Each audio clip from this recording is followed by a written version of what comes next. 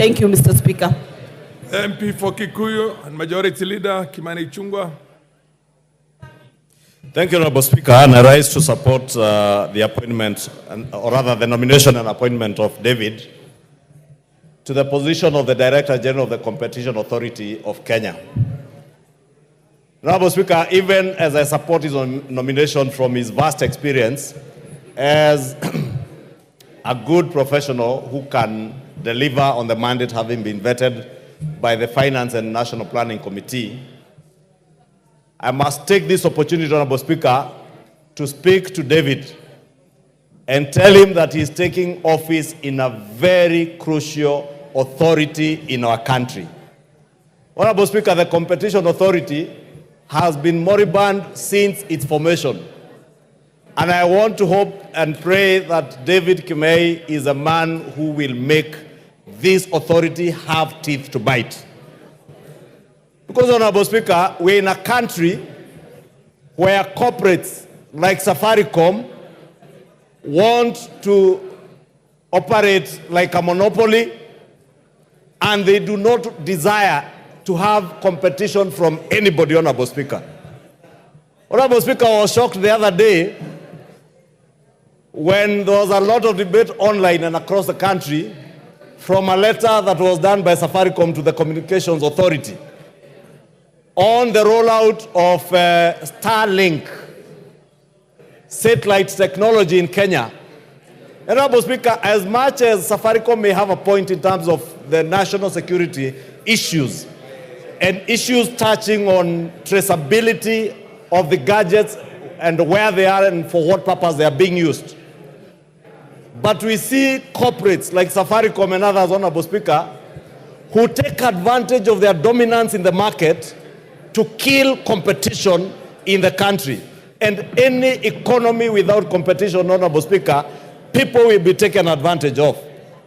Honorable Speaker, if you look at the case of Starlink, Kenyans today are paying an average of 1,300 per month for data that is quick, is very fast, is easy to access, and you can access it from any corner of the country, irrespective of whether there is a base station or not. Why would anybody, Honorable Speaker, want to derail Kenyans from accessing such technology?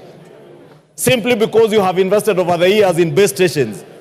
If you have been slow in advancing your technology with changing times in the world, Honorable Speaker, it is not the problem of Kenyans.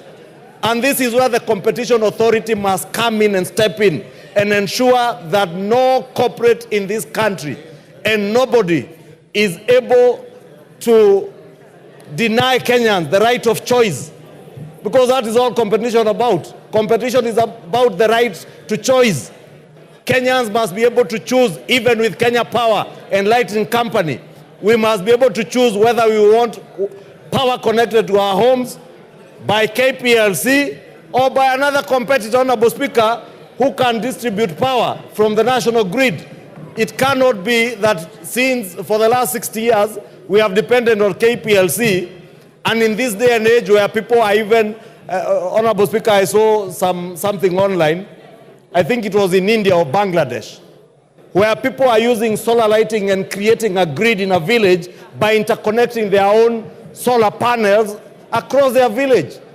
That is the beauty of technology that we must harness to ensure that we leverage on the innovations of our young people in this country, Honorable Speaker, to make sure that there is competitive trade in our economy, to ensure that at the end of the day, the ordinary Kenyan is able to access either services or products at the cheapest possible cost, whether it is data, whether it is airtime, Honorable Speaker.